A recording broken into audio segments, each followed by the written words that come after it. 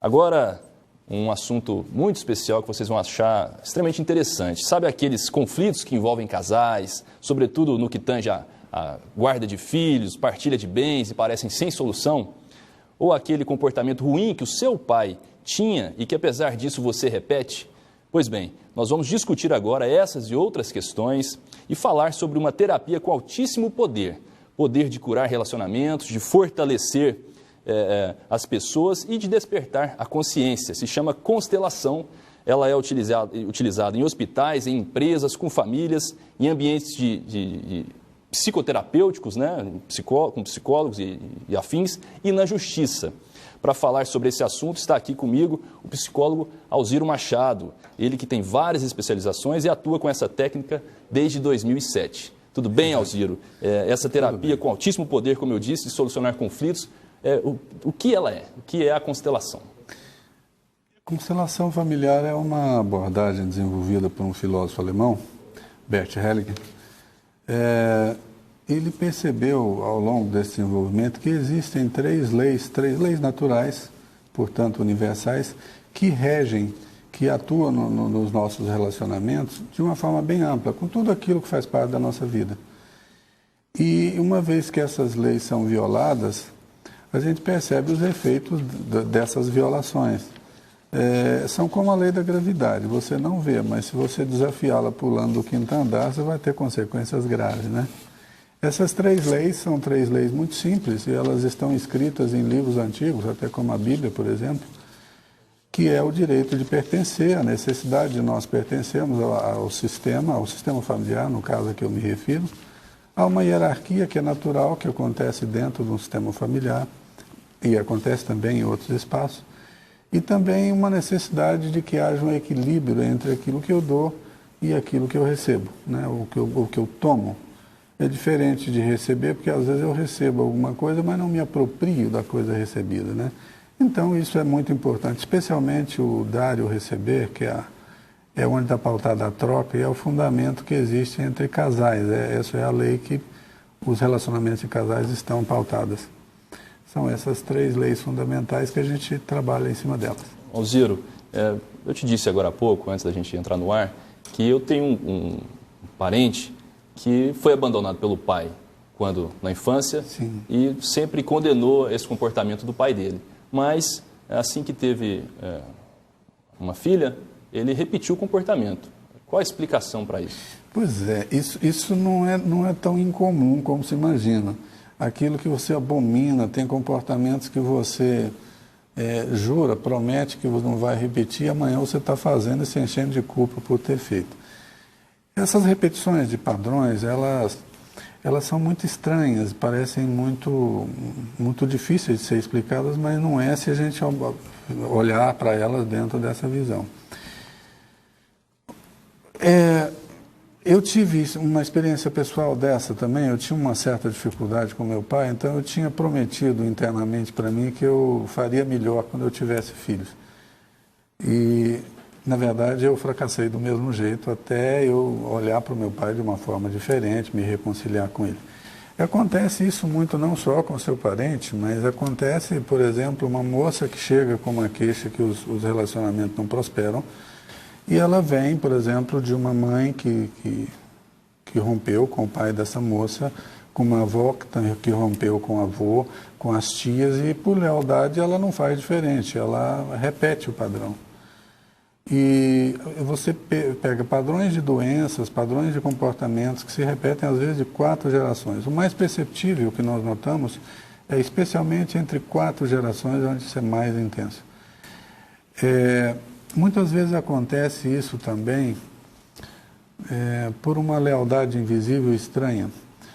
Às vezes uma mãe, no desejo de que esse filho não se torne igual ao pai, porque ela sofreu... O pai que foi alcoólatra, por exemplo. Isso, que sofreu com o abandono, às vezes violência, esse filho sofreu isso.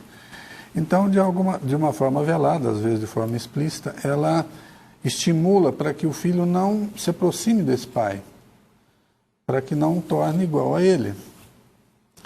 E falando, criticando alguma coisa. Então, o filho... Porque para o filho, o pai e a mãe têm a mesma importância, porque a vida veio através dos dois.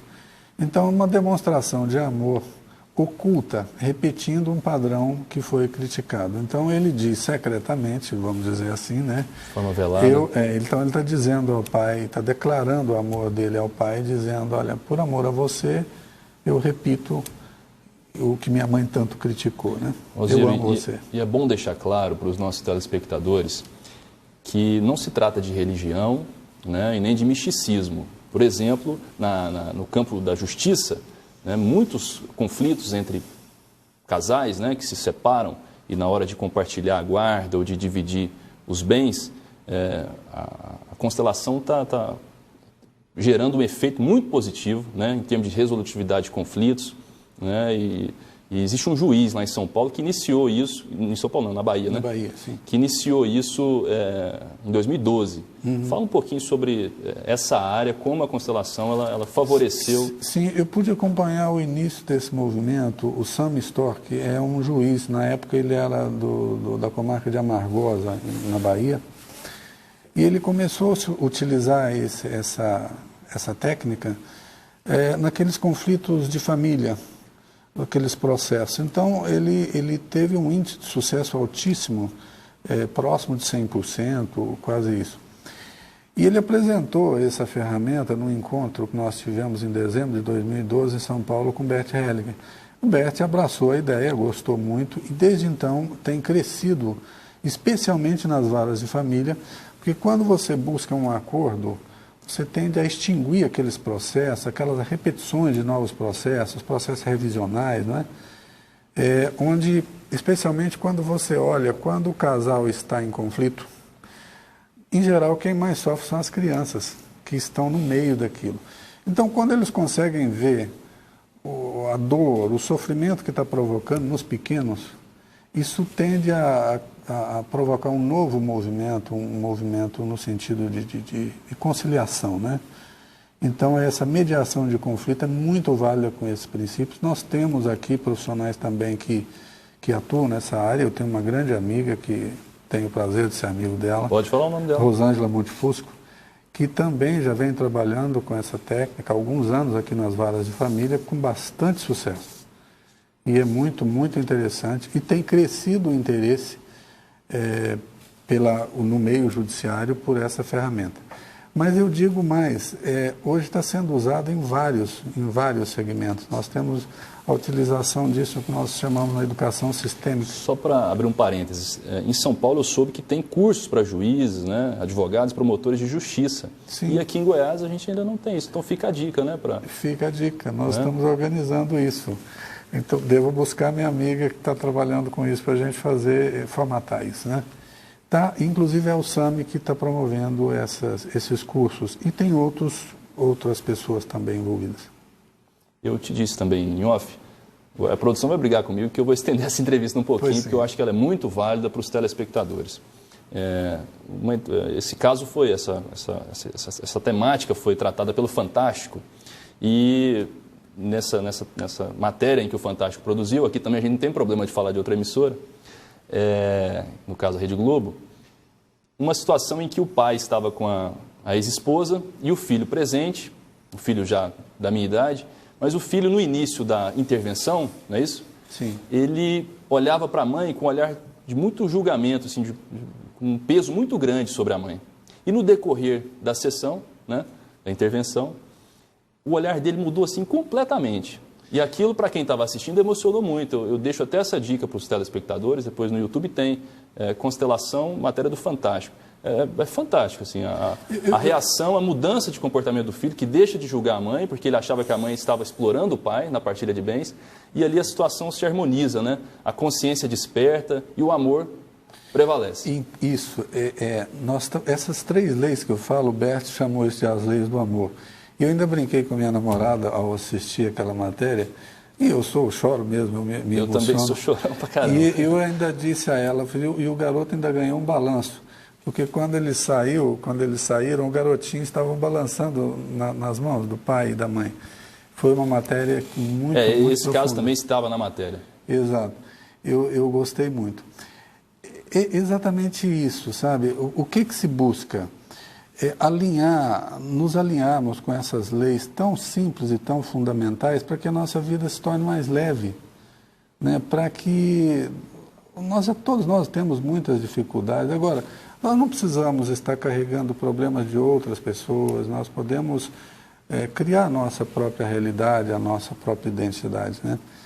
E todo esse movimento, que é um trabalho profundo, amoroso, direto, ele busca exatamente esse propósito. É uma abordagem filosófica nesse sentido, tornar a nossa vida mais leve. Sabe? Às vezes, depois de um trabalho como esse, a pessoa relata fisicamente uma leveza, um estado de leveza, uma alegria, que ela não sabe exatamente isso. Mas movimentos muito profundos se iniciaram ali.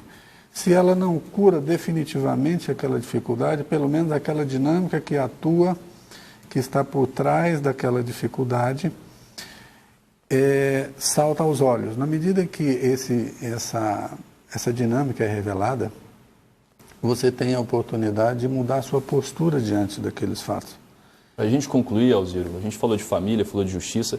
Em ambiente de trabalho, em organizações, aquele funcionário que ele é muito brigão, que ele caça muito encrenca, isso se explica por alguma razão também, né?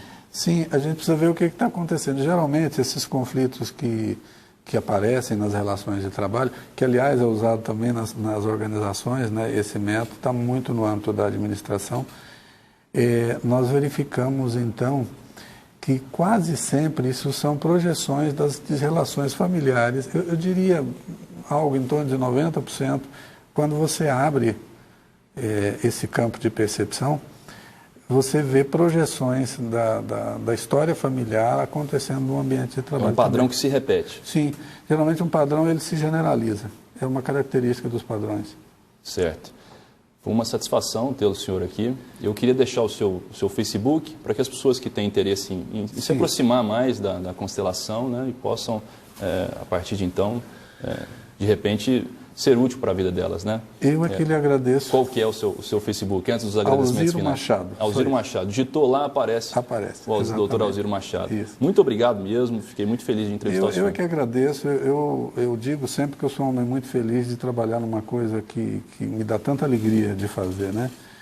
E isso, para mim, é um presente. Você vê o amor florescer, né? Exatamente. Obrigado, Alziro. Muito obrigado Um abraço a você e a todos.